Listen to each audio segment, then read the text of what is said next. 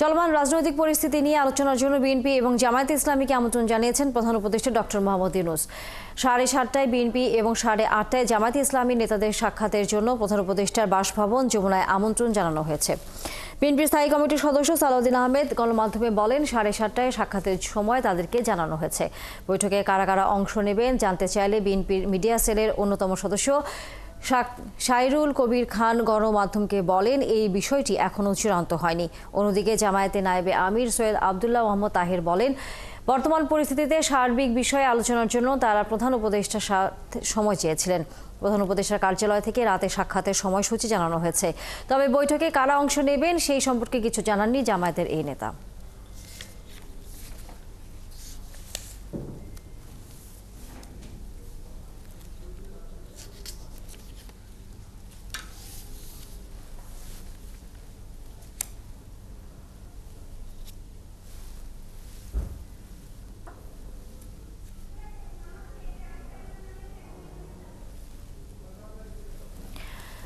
সন্ধ্যায় প্রধান উপদেষ্টা ডক্টর মোহাম্মদ ইউনূসের সাথে দুটি রাজনৈতিক দলের বৈঠক নিয়ে আরও খবর জানাতে যমুনা থেকে যুক্ত হয়েছেন আমাদের সহকর্মী ফরাদ ইবনে মালেক।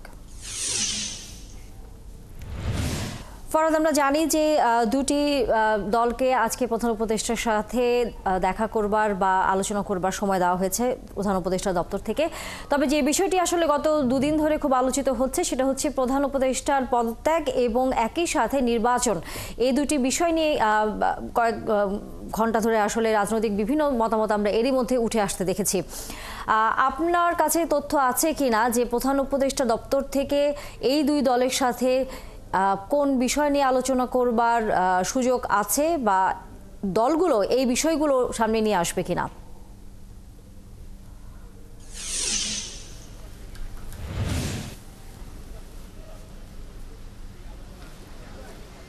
তানিয়া, দুদিন আগে প্রধান উপদেষ্টার যে একটা পদত্যাগের একটা ঘটনা, পদত্যাগের কথা সব জায়গায় রটেছিল বা সব জায়গায় প্রকাশ হয়েছিল, এই বিষয়টা নিয়ে প্রত্যেকটা রাজনৈতিক দলসহ সুধীজন যারা তারা সবাই কিন্তু বিচলিত হয়েছিলেন এবং প্রত্যেকটা রাজনৈতিক দলই চাইছিলেন যে প্রধান উপদেষ্টা যেন পদত্যাগ না করেন, তিনি যেন ন্যূনতম সংস্কার শেষে তিনি যেন নির্বাচনের রোডম্যাপ ঘোষণা করেন এবং নির্বাচন দিয়ে নির্বাচিত সরকারের কাছে ক্ষমতা হস্তান্তর করেন।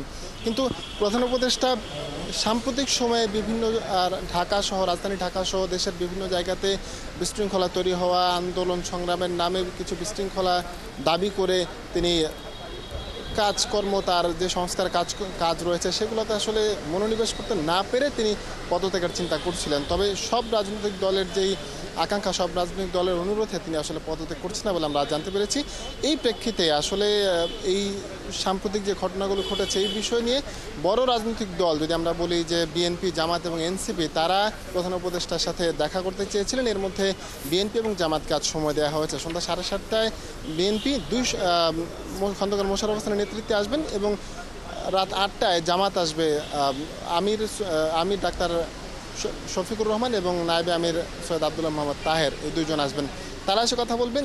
মূলত যে বিষয়গুলো নিয়ে আসলে কথা হবে যে সাম্প্রতিক যে অস্থিরতা তৈরি হয়েছে প্রধান উপদেষ্টার পদত্যাগ বা বিভিন্ন ইস্যুতে, সেই অস্থিরতা কীভাবে দূর করা যায়, রাজনৈতিক দলগুলো এক ছাদের নিচে বসে আসলে সংস্কার সহ সবগুলো বিষয় ঐক্যমতে কীভাবে পৌঁছানো যায়, জাতীয় সনদ কীভাবে প্রকাশ করা যায়, জাতীয় সনদ দিয়ে কীভাবে নির্বাচনের দিকে এগোনো যায়, নির্বাচন দিয়ে নির্বাচিত সরকারের কাছে কীভাবে ক্ষমতা হস্তান্তর করে প্রধান উপদেষ্টা সসম্মানে বিদায় নিতে পারেন, এই বিষয়গুলো নিয়ে মূলত কথা হবে। যে এই অস্থিরতা তৈরি হয়েছে, এই অস্থিরতাটাকে প্রশমিত করার জন্য, অস্থিরতাকে দূর করার জন্য, রাজনৈতিক দলগুলোর মধ্যে একটা ঐক্য তৈরি করার জন্য, প্রধান উপদেষ্টার সাথে একটা সেতু বন্ধন তৈরি করার জন্য সবগুলো রাজনৈতিক দলের সাথে এবং পুরো দেশের মধ্যে একটা শান্তি সৃষ্টি করার জন্য আসলে এই বৈঠকটি আজ হচ্ছে।